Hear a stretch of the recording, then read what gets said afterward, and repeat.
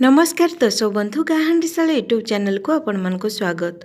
आज मो आपण नहीं आसी नुआ वर्ष उपलक्षे नुआ प्रकार रेसिपी। आज मो माछरे बेसर तेंतुली रस देकी माछ भजा प्रस्तुत करी। सब बेले माछर विभिन्न प्रकार रोषे करी खाउथिबे। ए नुआ वर्ष रे एपरि नुआ प्रकार तेंतुली रस दिया माछ बेसर भजा थरे ट्राए करी देखंतु। देखिबे खाइबा पई बहुत स्वादिया लागिबो। थरे खाइले बारंबार खाइबा को इच्छा करिवे।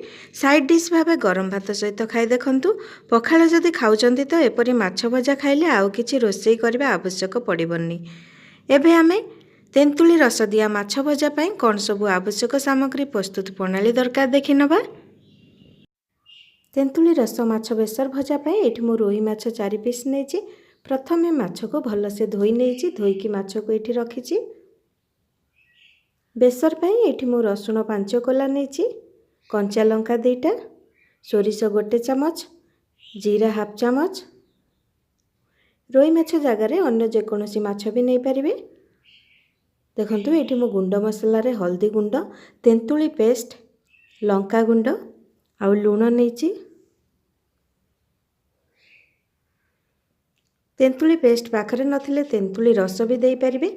देखंतु एठी मु बेसर को बाटी नेछि। एभली पानी करिकि बेसर को बाटी नेबे, काहेकि ना गुंड मसला सहित बेसर भल से मिसिबार अछि।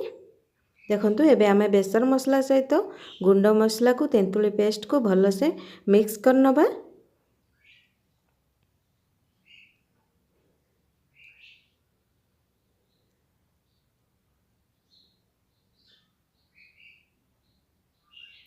देखंतु एबे हमर बेसर मसला सहित गुंड मसला तेंतुली पेस्ट भल से मिक्स हो गला। एबे आमे सेथिरे माछ को दे दबा।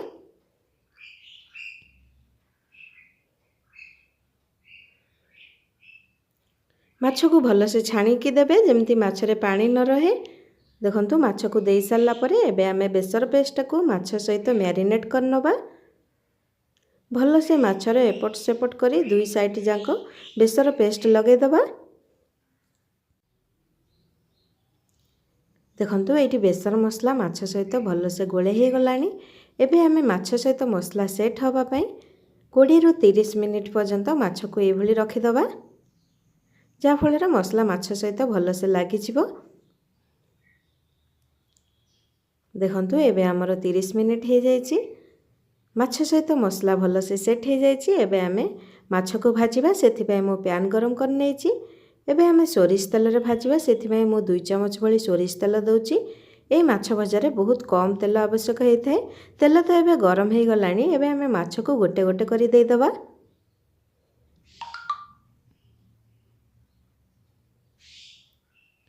देखंतु एबे मो माछ को दे देली। बळका हेथिबा मसला को एबे आमे माछ ऊपरे लगे दबा।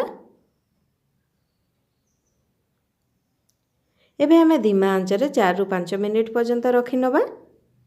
देखंतु एबे हमर 5 मिनिट हे जायछि। एबे आमे माछ को चेक करी देखिबा। देखंतु गोटे साइड हमर हे गलानी। एबे आमे आर पट साइड को उल्टेई नबा। ध्यान देबे ए माछ भाजिला बेले धीमा आंच रे भाजिबे, नहले माछ पोडी जिवो। जेहेतु एथिरे मसला दिया हेछि सेथि पई धीमा आंच रे भाजिबे। एपट साइड उल्टेई सारला परे पुनी आमे धीमा आंच रे 4 रु 5 मिनिट पर्यंत रखि नबा। देखंतु एबे हमर 5 मिनिट हे जायछि। एबे आमे एपट साइड उल्टेई देखिबा।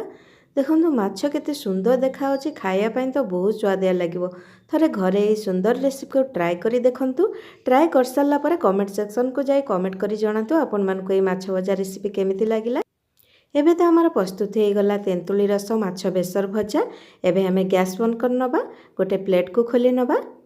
जदि आपण मानकु ए चटपटा माछ भजा रेसिपी भलो लागिछि लाइक करंतु, सांग और परिवार वर्ग सहित अधिक रु अधिक शेयर करंतु, कमेंट सेक्शन को जाई कमेंट करी जणांतु। सर्वप्रथमे गाँ हांडीशाला रे एपरि नुआ नुआ रोषे वीडियो देखिया को चाहंतले प्रथमे चैनल को सब्सक्राइब करबा सहित पाखरे थिबा बेल आइकन को क्लिक कर दियंतु।